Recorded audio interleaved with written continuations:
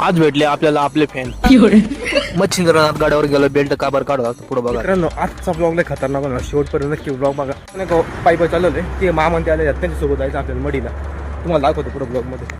मित्रांनो आता आम्ही निघलो मडीला जाण्यासाठी. मित्रांनो आता मडीमध्ये पोहोचलो होतो आणि आता आपल्यासोबत आहे सिद्धू मामंताचा मित्र आहे. आता आम्ही आलेलो वरती. मित्रांनो आज जरा जास्त गर्दी, कारण की आज एकादश असल्यामुळे गर्दी जास्त. तुम्ही दर्शन घ्या भावांनो. तर भावांनो आता आपण चाललेलो मच्छिंद्रनाथ गडावर, म्हणजेच मायंबाला.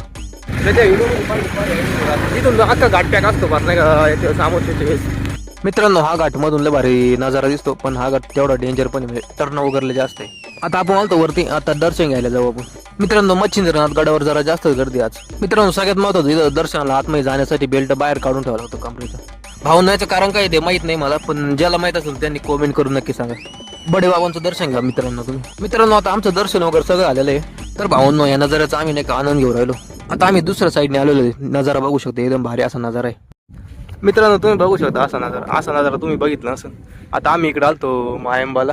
भावांनो हा नजारा सोडून काय जायची इच्छाच आहे ना, असं वाटतं इथंच बसून राहावं एकदम रिलॅक्स मध्ये. मित्रांनो तुम्ही बघू शकता आम्ही फोटोशूट चालू इथं. हा सिद्धू मामा इकडं आणि इकडं सिद्धू मामाचा मित्र. फोटो वगैरे चालू आहे आमच्या नाही का निवांत मध्ये एकदम. मित्रांनो हा नजारा कॅमेरामध्ये जेवढा भारी वाटतो त्याच्यापेक्षा भारी नाही का प्रत्यक्षात आपण पाहिजे का त्यावेळेस भारी नजारा आहे. मित्रांनो घाट उतरताना नाही इथं थांबलो होतो फोटो काढण्यासाठी, इथं नजर लय भारी. मित्रांनो घाटात भेटले तर आपल्याला आपले फॅन बाबा. मित्रांनो फॅन वगैरे तसा काही विषय नाही, सहज बोललो. आजच्यासाठी एवढंच, भेटू अशाच नवीन व्लॉग मध्ये.